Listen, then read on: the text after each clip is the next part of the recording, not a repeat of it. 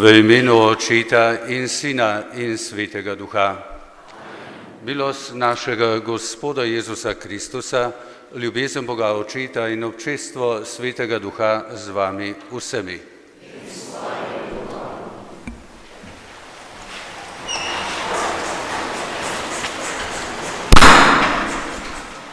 Cenjeni gostje, spoštovani verniki,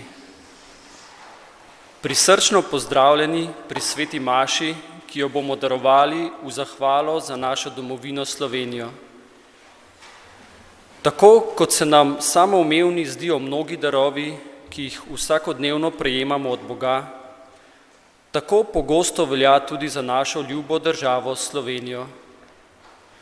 Tisti, ki so sodelovali pri procesu osamosvojitve, pa dobro vedo, da takrat stvari še zdaleč niso bile preproste. Kaj lahko bi v tistih napetih časih ostali brez svoje države? Zahvaljujoč pogumu in drznosti nekaterih takratnih voditeljev, pa smo preko stiske in vojne pred 32 leti le prišli do samostojne Slovenije. Praznovanje njenega rojstnega dne je priložnost, da v srcih ponovno obudimo hvaležnost in ljubezen do naše domovine. Naj bo ta sveta maša velika zahvala Bogu, da lahko živimo v lastni državi. Hkrati pa Boga prosimo, da bi na tej zemlji živeli v miru, blaginji in medsebojni ljubezni, da bi bila Slovenija topel dom nam in našim otrokom. Obžalujmo svoje grehe. Vsemogočnemu Bogu in vam, bratje in sestre, priznam, da sem grešil v mislih, besedah in dejanju, mnogo dobrega opustil in slabega storil. Žal mi je, zelo mi je žal, zato prosim Sveto Devico Marijo, vse angele in svetnike in tudi vas, prosite zame Boga, nebeškega Očeta. Usmili se nas, vsemogočni Bog, odpusti nam naše grehe in nas privedi v večno življenje.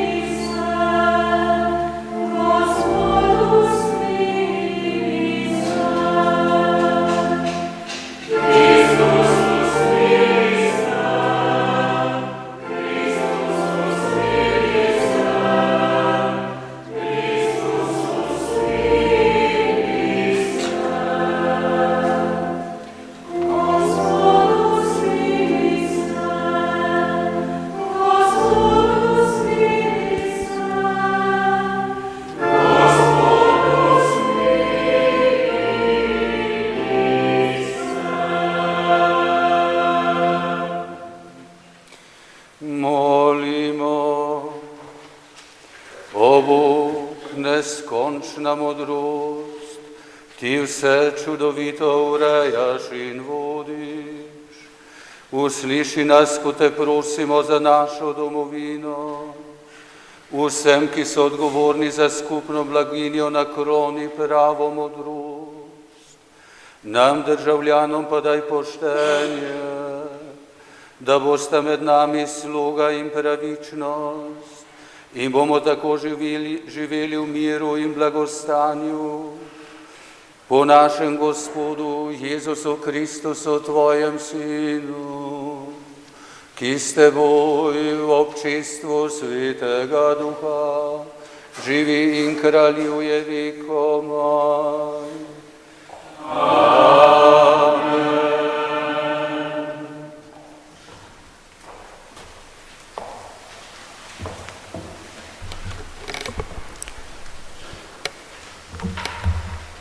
Berilo iz drugega pisma apostola Pavla Korinčanom. Bratje, ker se mnogi hvalijo, se bom še jaz hvalil. O čemer si pa kdo kaj upa, v nespameti govorim, si upam tudi jaz. So Hebrejci? Jaz sem tudi. So Izraelci? Jaz tudi. So Abrahamovi potomci? Jaz tudi. So Kristusovi služabniki? V nespameti govorim, jaz še bolj. Strudi čez mero, zječo čez mero, z ranami v izobilju, pogostoma v smrtni nevarnosti. Od Judov sem 5-krat dobil po 39 udarcev, 3-krat sem bil tepen, 1-krat kamnan, 3-krat se je z menoj razbila ladja, 1 noč in 1 dan sem prebil na odprtem morju.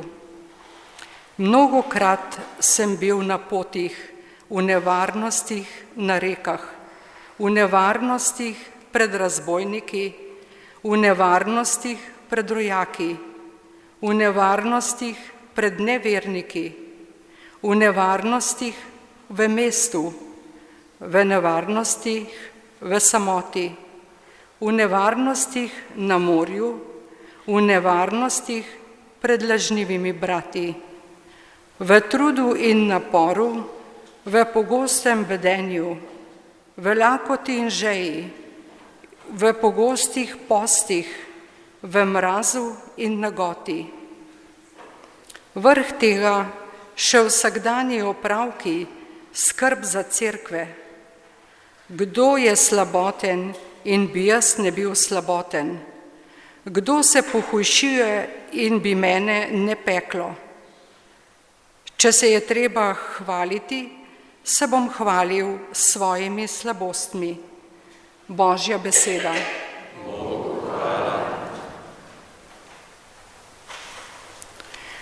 Gospod bo rešil pravične. Slavil bom Gospoda vekomaj, njegova hvala bo vedno v mojih ustih. Z Gospodom naj se ponaša moja duša, naj slišijo ponižni in se veselijo. Gospod bo rešil pravične.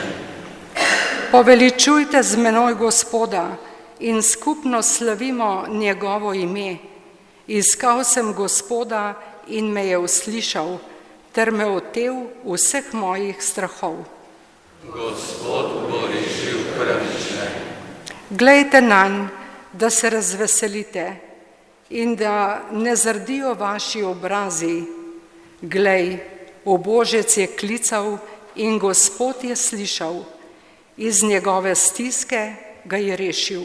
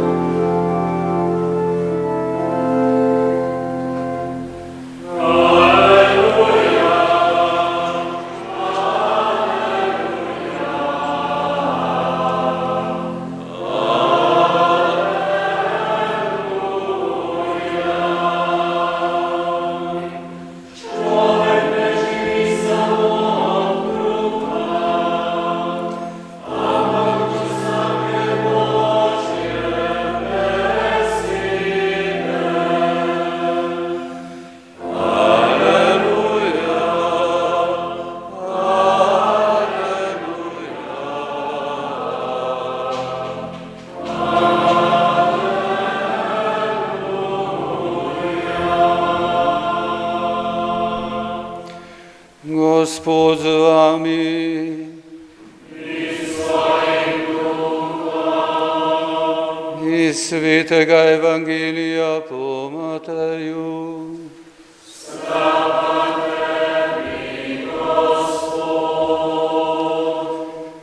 Tisti čas je Jezus rekel svojim učencem: ne nabirajte si zakladov na zemlji, kjer jih uničujeta mol in rja, in kjer tatovi kopljejo in kradejo. Nabirajte si marveč zakladov v nebesih, kjer jih ne uničuje ne mol, ne rja, in kjer tatovi ne kopljejo in ne kradejo. Kjer je namreč tvoj zaklad, tam je tudi tvoje srce. Svetilka tvojega telesa je oko. Če je torej tvoje oko zdravo, bo vse tvoje telo svetlo. Če pa je tvoje oko pokvarjeno, bo vse tvoje telo v temi. Če se torej tvoja notranja luč stemni, kolika bo tema. Poslušali smo Kristusov evangelij.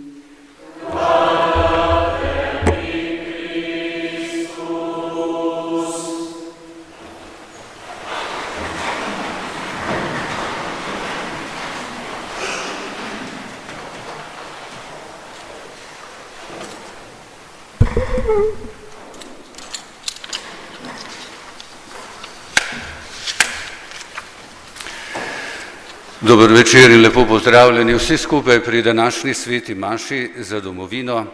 Torej, drage sestre, dragi bratje, dragi Slovenci, cenjene Slovenke, vsi visoki gostje prisrčno pozdravljeni. Ne bom nobenega posebej izpostavljal, ker ste vsi tako prepoznavni, da je v naši župniji in vsi navzoči vas zelo lepo poznamo in prisrčno dobrodošli tudi vi.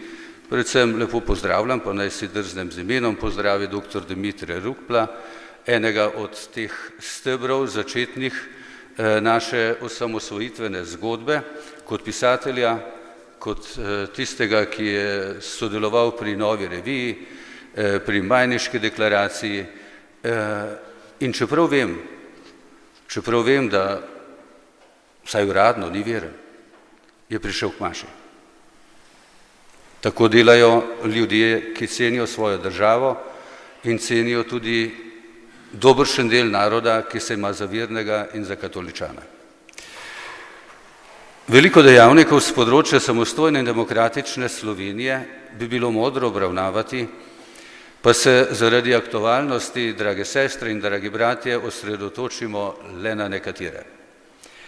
Morda bi kdo dejal, ali pa bo celo tako dejal, da župniku ni potrebno govoriti o tem, sam pa menim, da imam kot državljan države Slovenije, kot veteran vojne za Slovenijo, kot katoličan in kot duhovnik ne samo pravico, ampak dolžnost, da nekatere stvari analiziram, osvetlim in podam kakšno rešitev z krščanskega vidika. Molk namreč velikokrat pravzaprav celo običajno pomeni pritrjevanje. Sam ne sodim med pritrjevalce zaradi ljubega miru. Ta namreč običajno vodi v apatijo in navidezen mir, ki odlaga pravično rešitev. Iz zgodovine se spomnimo Münchenskega sporazuma, kaj se je zgodilo in kakšna je bila cena navideznega miru z nacisti. Če malo parafraziram Pavla iz drugega pisma Korinčanom, bojim pa se, da bi se, kakor je kača preslepila Evo svojo zvijačo, morda tudi naše misli ne spačile. Zato je treba povedati resnico in tega si kot kristjani in kot narod in kot državljani te države ne smemo dovoliti. 32 let jo imamo, samostojnost in demokracijo. Oboje, ker ti dve dogajanji sta šli z roko v roki.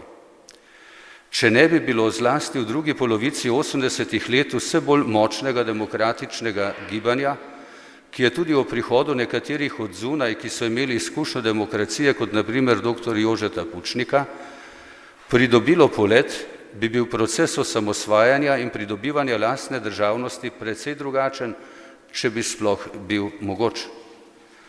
Če se danes, ko je Slovenija mednarodni subjekt, samostojna država, zdi to nekaj samoumevnega in velikega, saj je to pravzaprav kulmen, vrhunec razvoja naroda, ki postane zrel, torej nacija, pa istočasno to zgodbo vrhunca narodne zgodovine, vključno s plebiscitom kot vrhunskim izrazom demokratične izraznosti, se skuša omalovaževati, pomanjševati in relativizirati.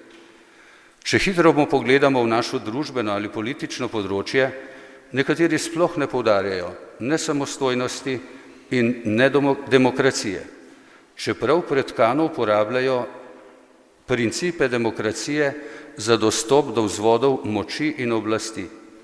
Hkrati pa uporabljajo izrazje prejšnjega totalitarnega sistema, kakor naprimer fašizem.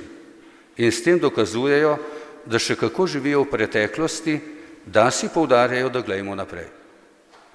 Kot da ne bi že 32 let imeli svojo in to demokratično državo. S tem se relativizira, če ne celo zaničuje. Prvič, vse padle v vojni za Slovenijo. Drugič, veličino Slovencev kot naroda oziroma nacije. In tretjič, iskrena prizadevanja večine naših državljanov za demokracijo in samostojnost, ki smo jo izrazili na plebiscitu in jih gojimo še danes. Te iste formalne in neformalne skupine se preko ljudi in struktur, ki so šli skozi procese demokratizacije in osamosvajanja s pragmatizmom ali pa dejanskim nasprotovanjem v ozadju, poveličuje totalitarni sistem in nekdanjo državo. Obema pa smo na plebiscitu rekli ne.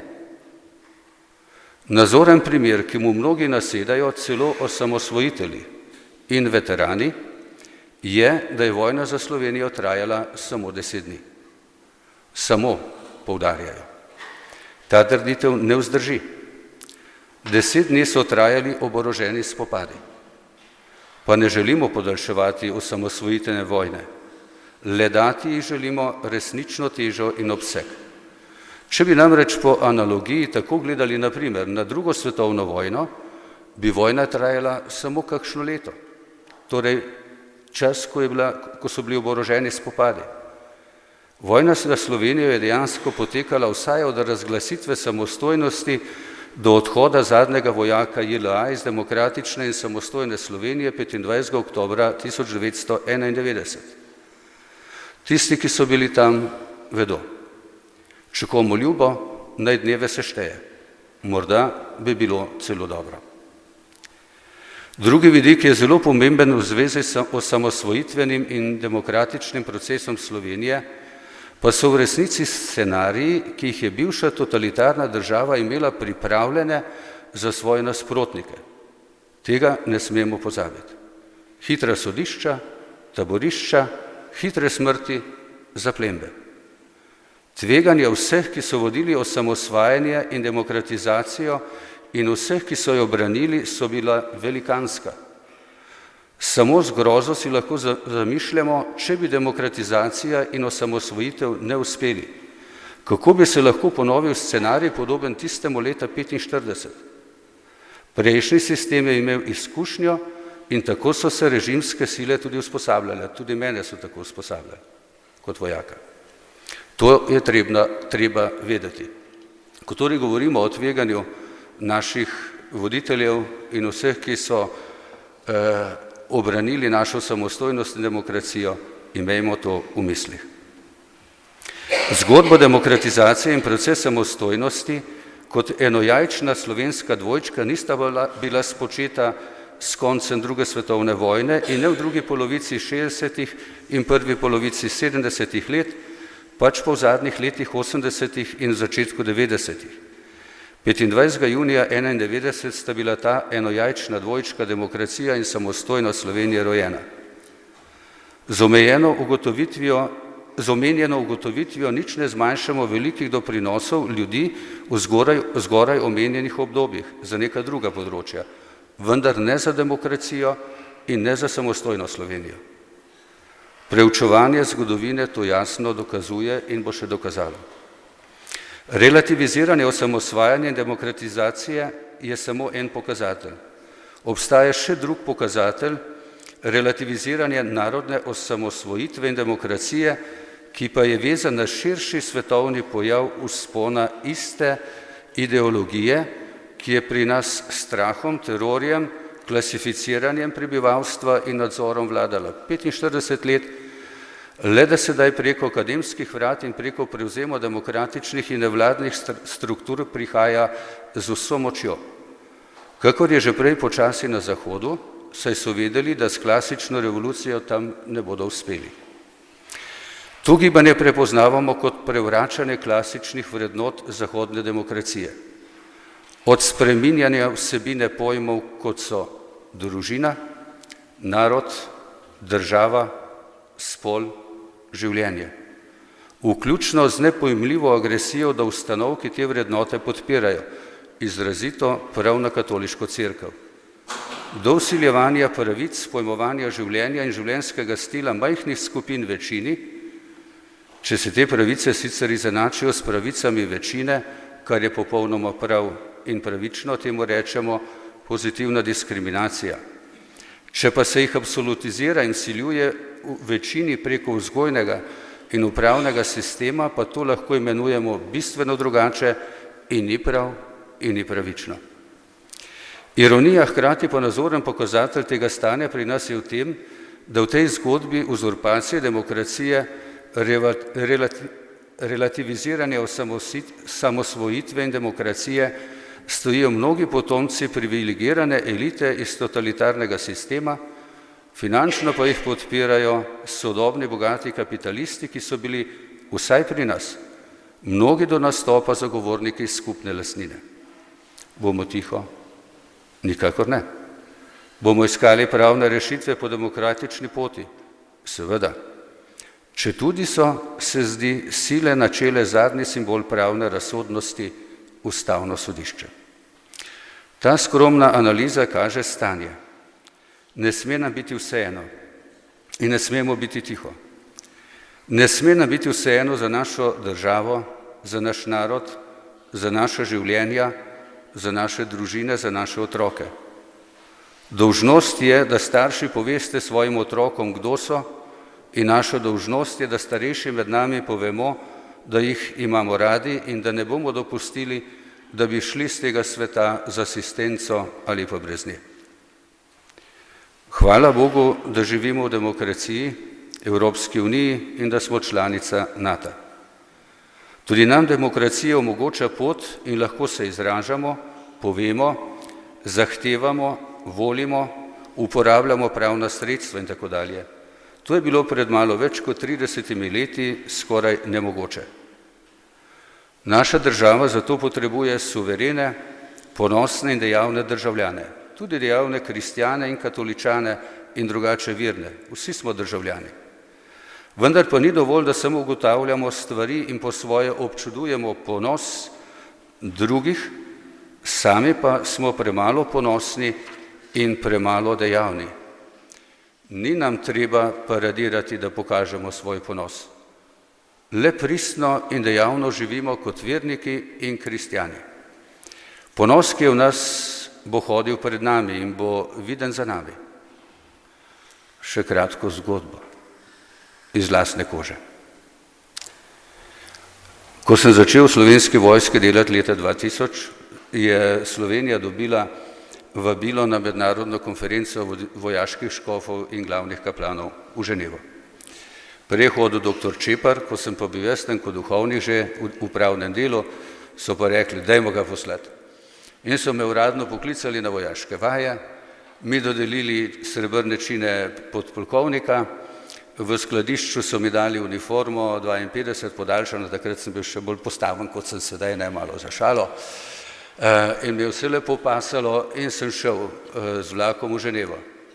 In hitro sem se poprijateljil z angleškim škofom pa kanadskim, sedimo v lobiju velikega hotela s 5 zvezdicami, ko pride takole po velikanskih stopnicah dol en možakar, črnc v beli mornariški uniformi, ameriški admiral. In sem videl, one dva lepo vljudno pozdravi, mene vpraša, kdo si pa ti, jaz mu skušam razložiti, kdo sem pa z katere države sem, pa ni čisto znal locirati Slovenije še. Tipično ameriško, si rečem.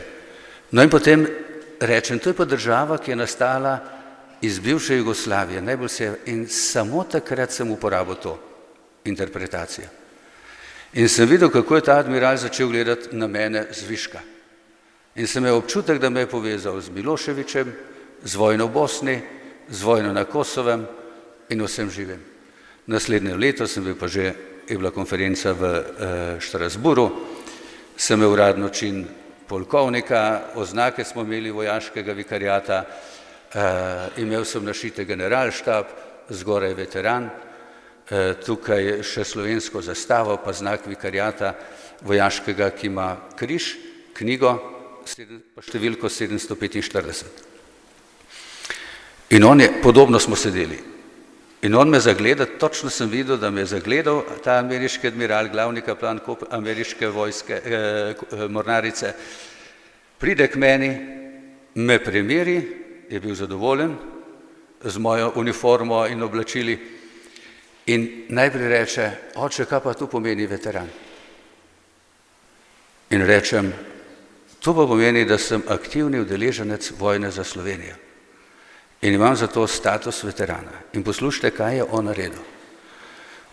Dobi solze v oči, stopi 2 koraka nazaj, mi salutira, tako kot se naredi, in reče, oče, čestitam. Če si kaj ameriški vojak želi, je, da bi sodeloval, poslušajte, v vojni za neodvisnost Amerike.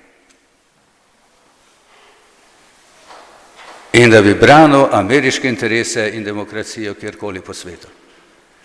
Potem me pa še vpraša, kaj pomeni ta knjiga pod križem, rečem, to je pa slovensko pismenstvo. Mi smo imeli najpozneje v 10. stoletju znanstvene, teološke tekste zapisane v svojem jeziku. In naš jezik je tako lepo začnem razlagati. Pa mu pravi, kaj pa 745, pa rečem, takrat smo imeli mi za tiste čase svojo državo. In približno tega leta sta 2 naša kneza, Gorazd in Hotimir, postala kristjana. In s tem smo mi stopili v zahodno družbo, v to zahodno civilizacijo. In na to smo ponosni, pa rečem pa še iz ustoličevanja karantanskih knezov iz te države, ste preko Francije še Američani hoteli marsikaj upeljati po svoje.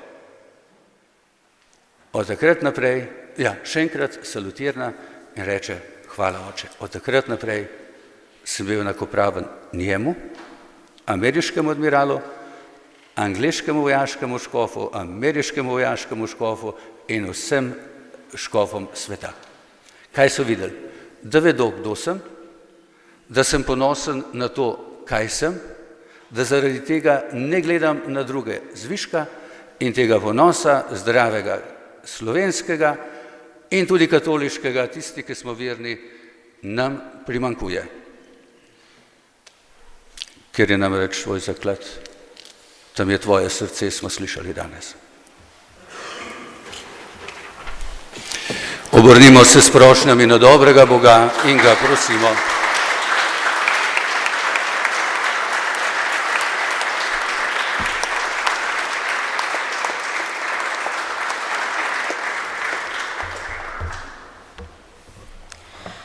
Bratje in sestre, danes veseli in hvaležni slavimo nebeškega Očeta, ki nam je dal zemeljsko domovino, državo Slovenijo. Njega, od katerega je vsak dober dar, zaupanjem prosimo. Podpiraj cerkev na Slovenskem, da bo zvesta svojemu poslanstvu sodelovala z vsemi ljudmi dobre volje. Prosimo te, sliši nas. Usmerjaj voditelje slovenskega naroda, da si bodo prizadevali za pravičnost in mir v naši državi. Prosimo te, sliši nas. Uli našim družinam ljubezen in razumevanje, zakonce pa podpiraj, da bodo zvesti in odprti življenju. Prosimo te, sliši nas. Navdihuj slovenske kulturne delavce, da bodo črpali navdihe za svoje stvarjanje pri tebi. Prosimo te, sliši nas. Razsvetljuj vse, ki vodijo gospodarstvo in spodbujajo znanost, naj služijo človeku in njegovemu razvoju. Prosimo te, sliši nas. Blagoslovi delo vzgojiteljev in učiteljev, da bodo pri vzgoji otrok in mladih ravnali v duhu ljubezni in spoštovanja. Prosimo te, sliši nas. Pomagaj vsem, ki v naši domovini trpijo zaradi krivic, pomanjkanja ali zapostavljanja. Prosimo te, sliši nas. Varuj in podpiraj delavce, kmete, uslužbence in uradnike, da bodo dobro opravljali svoje delo. Prosimo te, sliši nas. Varuj svet, posebno pa našo domovino vojne, nesreč, poplav, potresov in vsega hudega, ter nas pripelji k resnični blagini in svobodi. Prosimo te, usliši nas. Podari nam složnost, da si bomo skupaj prizadevali za dobro in se bomo otresli starih zamer in sovraštva. Prosimo te, usliši nas. Našim narodnim in verskim voditeljem, žrtvam vojn in nasilja, podeli večno srečo v družbi angelov in svetnikov. Prosimo te, usliši nas. In še po osebnem namenu prosimo Gospoda. Prosimo te, usliši nas. Gospod, usliši to, kar smo te izrekli in vse prošnje našega srca po Kristusu, našem Gospodu.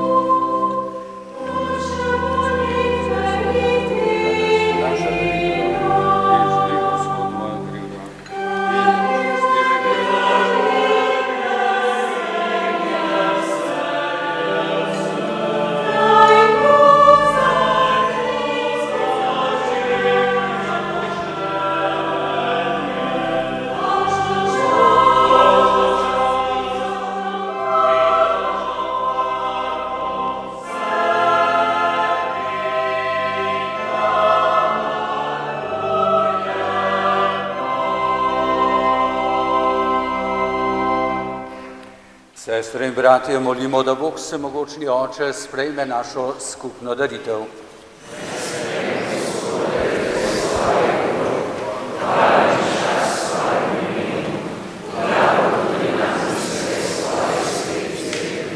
Dobri Bog, posveti ti darove in tudi nas sprejmi v duhovno daritev, da bomo vsem ljudem prinašali tvojo ljubezen po Kristusu našem Gospodu. Amen.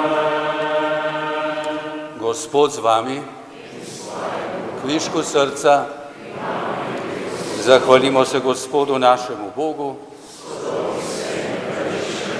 Res je pravično, da tebe, o Bog, skupno hvalijo nebesa in zemlja.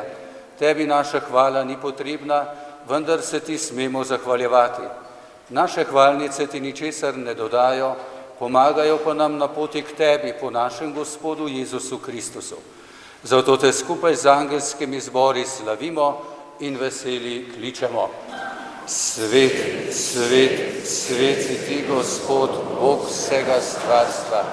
Polna so nebesa in zemlja tvoje slave. Hozana na višavah, blagoslovljen, ki prihaja v imenu Gospodovem. Hozana na višavah. Resnično si svet, Gospod naš Bog, vir vse svetosti.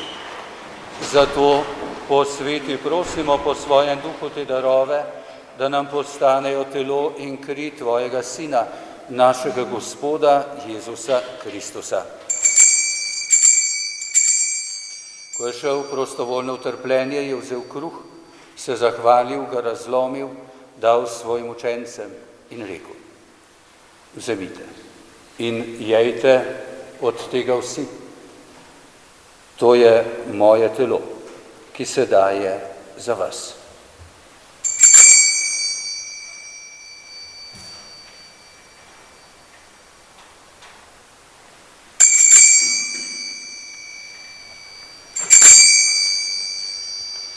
Prav tako je po večerji vzel kelih, se spet zahvalil, ga dal svojim učencem in rekel: vzemite in pite iz njega vsi. To je kelih moje krvi, nove in večne zaveze, ki se za vas in za vse preliva v odpuščanje grehov. To delajte v moj spomin.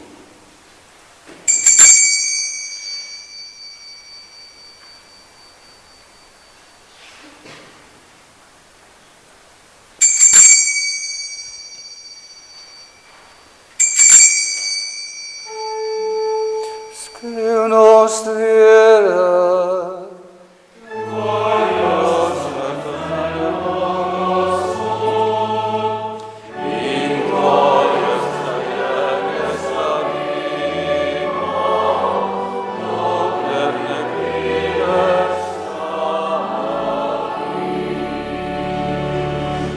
Sveti Oče, spominjamo se Kristusove smrti in stajenja. Darujemo ti kruh življenja in kelih zveličanja. Zahvaljujemo se ti, da smemo biti tu pred teboj in ti služiti. Ponižno prosimo, naj nas Sveti Duh po prijemu Kristusovega telesa in njegove krvi združi, da bomo vsi eno. Spomni se, Gospod, svoje cerkve razširjene po vsem svetu, spopolni v ljubezni skupaj z našim papežem Frančiškom, našim nadškofom Stanislavom, pomožnima škofom Antonom in Francem in vsemi, ki služijo oltarju. Spomni se tudi naših bratov in sester, ki so zaspali v upanju na vstajenje, pokojno Lenčko Remec Premeler, vse padle v vojni za Slovenijo in vseh ljudi, ki so umrli v tvoji milosti in jim daj gledati svoje obličje. Prosimo te, usmili se nas vseh, da bomo v večnem življenju skupaj z Božjo Materjo Devico Marijo, njenim možem Svetim Jožefom, zavetnikom slovenskih dežel, z apostoli in vsemi svetimi, svetim mahacem in te bomo hvalili in slavili po tvojem Sinu Jezusu Kristusu. Po Kristusu, s Kristusom in v Kristusu, tebi vsemogočnemu Bogu Očitu, v občestvu Svetega Duha, vsa čast in slava na vse veke vekov. Amen. Hvaležni skupaj molimo za našo domovino. Oče naš, ki si v nebesih, posvečeno bodi tvoje ime, pridi k nam tvoje kraljestvo, zgodi se tvoja volja, kakor v nebesih, tako na zemlji. Daj nam danes naš vsakdanji kruh in odpusti nam naše dolge, kakor tudi mi odpuščamo svojim dolžnikom, in ne vpelji nas v skušnjavo, temveč reši nas hudega. Reši nas vsega hudega, vsemogočni Oče, podari nam mir v naših dneh. Usmiljeno pomagaj, da bomo prosti greha, da bomo v tvoji moči premagovali nemir in skušnjave, ko polni trdnega upanja pričakujemo prihod našega odrešenika Jezusa Kristusa.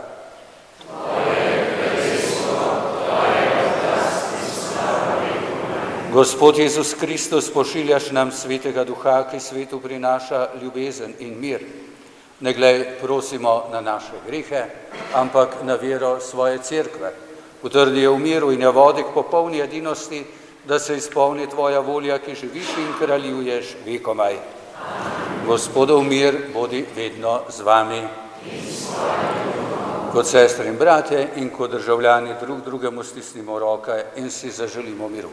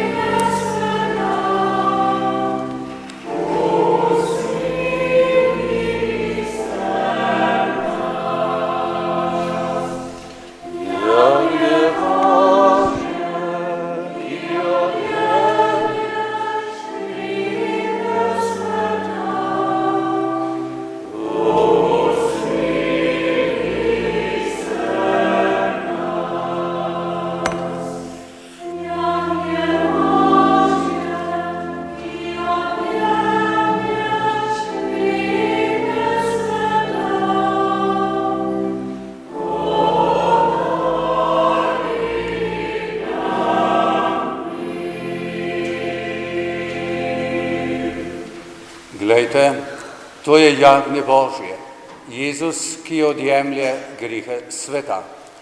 Gospod, nisem vreden, da prideš k meni, ampak reci le besedo in ozdravljena bo moja duša. Blagor povabljenim na Gospodovo gostijo.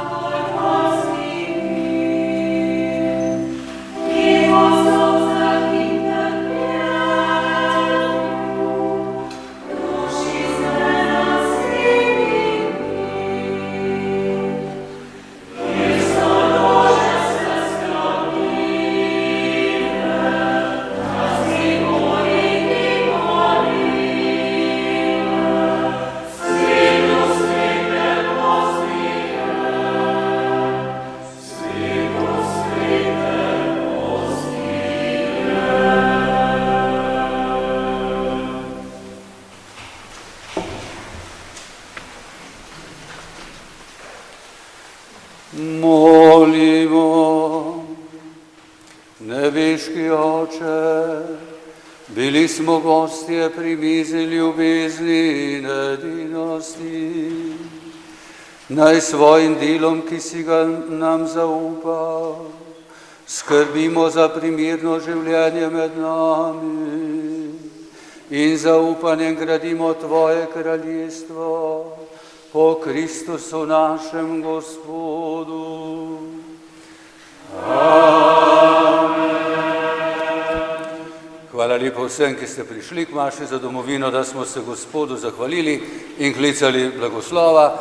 Ne se bati, proslave ne boste zamudili, tukaj je župan, tukaj je podžupan, tukaj je glavni govornik, tako da lepo mirno se zdaj odpravimo v dvorano, v telovadnico naše osnovne šole in bomo tam še imeli kulturni program in morda tudi kratek memorial. Kaj pomeni memorial? Da se spominjamo lepih stvari in tudi žrtev iz preteklosti. Kdo so žrtve naše države? Če ne drugi, vsi, ki so padli v vojni za Slovenijo. Zato se jih vedno spominjamo. In smo hvaležni za to, da so, kot rečemo tako malo poetično, za samostojno in demokratično Slovenijo darovali svoje življenje. Gospod z vami, blagoslovi naj vas Gospod in vas varuje. Razjasni naj svoj obraz nad vami in vam bodi milostljiv. Obrne naj svoje obličje k vam in vam da svoj mir. To naj vam podeli vsemogočni Bog, Oče in Sin in Sveti Duh. Pojdimo in živimo v miru.